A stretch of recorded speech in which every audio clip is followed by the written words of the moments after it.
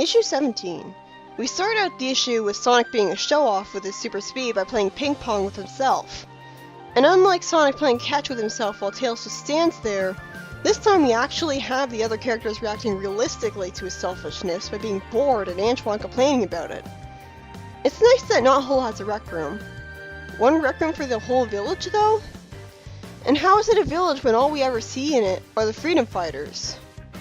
We see Eggman and Snively on an island with Eggman dressed up like a safari guy with Snively looking for a monster of Eggman's. So Eggman pulled a Frankenstein as a grad student and created a chore servant for himself earlier, which promptly turned against him. Well, it didn't kill him, so I guess it didn't turn against him, it just ran off to do its own thing. No wonder you went to robot slaves. It is sweet that he calls the monster his son though, even if he had called him a chore servant earlier. First, Snively calls it a mindless bumbling brute, and then Eggman says it's a bot. So which is it? Climatic shifts, rising tides, and earthquake noises are apparently a sign of his robotic son being there. So it's actually a giant golden gorilla. So it's a robot after all? Why didn't it obey his orders in the first place? He gives it a giant pair of bananas to make it obey him, because apparently it's able to eat for some reason. And it cuts back to Sonic very quickly packing for a picnic, while Sally happily says that Eggman's been missing for weeks. And I guess I can assume that Eggman left some robots in charge of his base in Robotropolis while he was gone. So finally the plot gets exciting as a giant golden gorilla sent after Sonic. And Sally has an idiot moment where she kicks the metal gorilla and somehow doesn't injure her foot.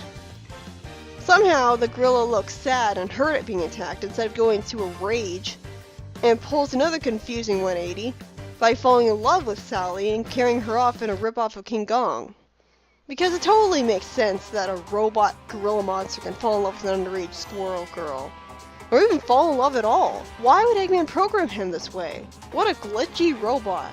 It is sweet that Sally actually appreciates how the gorilla climbed up the tower to show her the sunset. I wouldn't expect that of her. She then lies that she already has a boyfriend. Which is also dumb, as it could have made it fly into a rage if it understood what she was saying. Sonic distracts the gorilla while Tails flies up to save Sally. So that's good, Tails is allowed to do something. And then Sonic on a biplane shoots the gorilla with a bunch of green goo, causing the gorilla to fall to the ground below. And Eggman cries about it while saying the terrible line that he could have been a contender. Something that ruins the immersion of the scene. Why would he say this?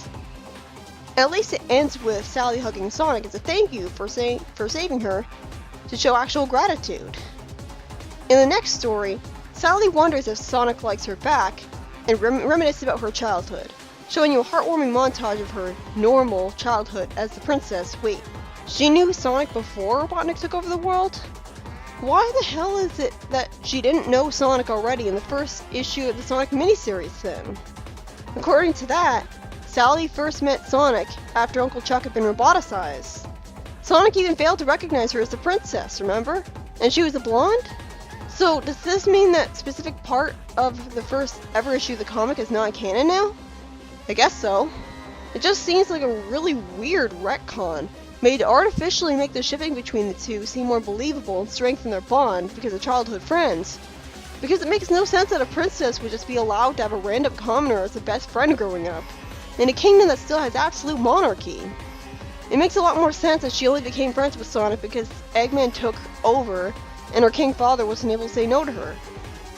Sally wishes she could see her father again, showing sadness and humanity to her that makes her character more sympathetic.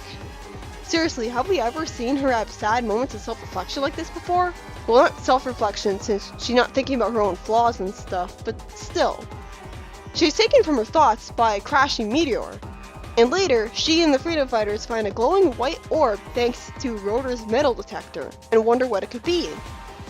Sally, for some reason, thinks immediately that it could be the answer to all of her wishes.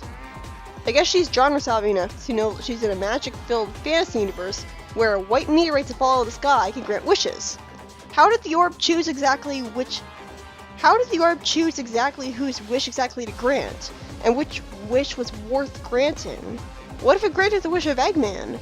The whole wishing on a shooting star concept doesn't really make any sense when you think about it. There's too many people on the planet for it to logistically work. And then the issue just ends, pulling off the comic's first ever cliffhanger.